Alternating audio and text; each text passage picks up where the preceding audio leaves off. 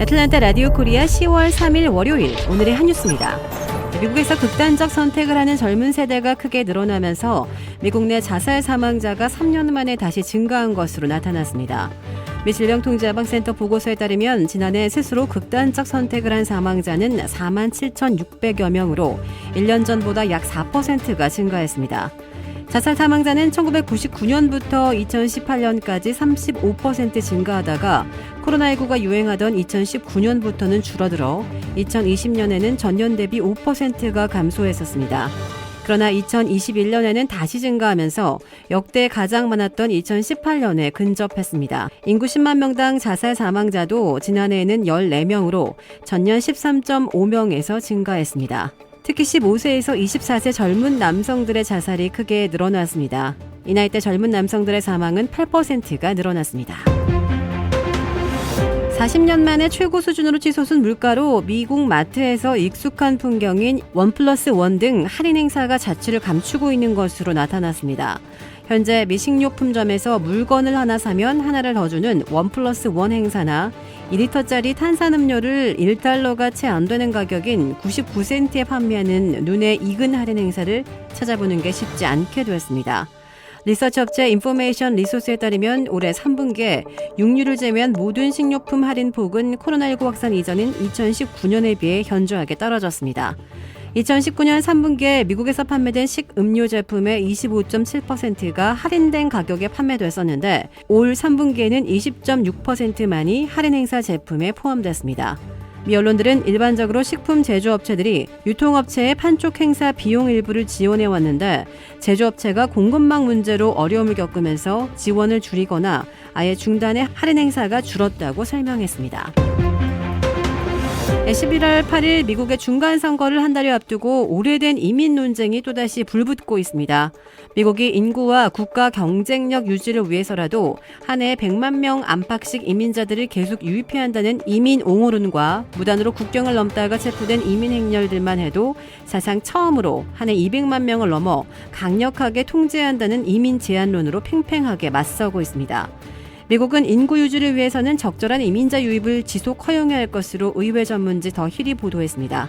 미국의 출산율이 여성 1명당 1.66명으로 낮아진 상태가 향후 40년간 지속될 것으로 보여 미국의 인구 증가는 주로 이민자 유입에 의한 것이 될 것으로 예측되고 있습니다. 한편 공화당은 11월 8일 중간선거 승리를 위해 물가 급등에 이어 너무 느슨한 국경 보호와 이민 정책을 핵심 선거전의 무기로 꺼내들고 논쟁을 격화시키며 승부를 걸고 있습니다.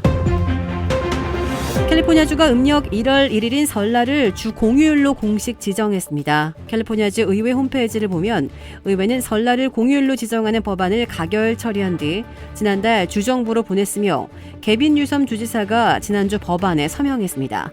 이 법안은 설날인 음력 1월 1일을 공휴일로 지정하고 설날에 주 공무원들이 8시간의 공휴일 휴가나 보상 휴가 등을 사용할 수 있도록 하는 내용을 담고 있습니다. 미국 인구 통계를 보면 캘리포니아주의 한국, 중국, 인도 등 아시아인 비율은 15.7%를 차지하고 있습니다. 인도네시아 동부 자바주에서 현지 시간 1일 발생한 축구장 참사의 사망자 125명에는 어린이와 청소년이 32명이나 포함된 것으로 전해졌습니다.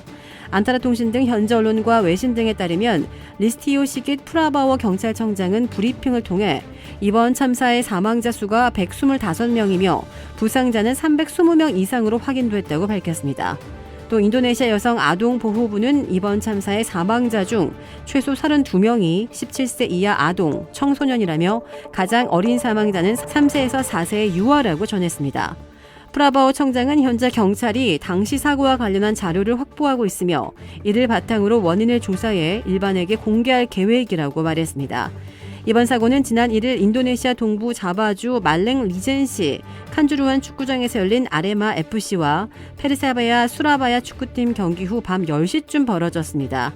아레마 FC가 페르사바야 수라바야에 23년 만에 패하자 이 화가 난 홈팀 관중 일부가 항의하기 위해 경기장 내로 뛰어들었고 이 난입한 수천 명의 관중을 진압하는 과정에서 관중이 경찰의 최루탄을 피하다 뒤엉키며 대규모 사망 사고로 이어졌습니다. 윤석열 대통령의 지지율이 30%대 초반을 기록하며 4주 만에 하락세로 돌아섰다는 여론조사 결과가 오늘 나왔습니다. 리얼미터가 미디어 트리뷴 의뢰로 지난달 26일부터 30일까지 전국 성인 2,522명을 대상으로 조사한 결과 윤 대통령의 국정 수행에 대한 긍정평가는 31.2%로 지난주보다 3.4%포인트 하락하며 4주 만에 하락세로 돌아섰습니다. 부정평가는 66%로 지난주보다 3.8%포인트가 상승했습니다. 리얼미터는 해외 순방 도중 불거진 대통령의 비속어 사용 논란에 대통령실이 자막 조작, 언론 왜곡으로 맞받아치며 지지율이 하락한 것으로 분석했습니다.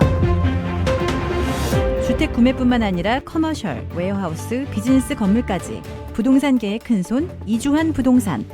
크레딧 카드 빚 최대 80%까지 탕감. 크레딧은 지켜드리고 빚은 줄여드리는 O3 컨설팅이 오늘의 한 뉴스를 후원합니다. 이상 애틀랜타 라디오 코리아 10월 3일 월요일 오늘의 한 뉴스의 고지선이었습니다.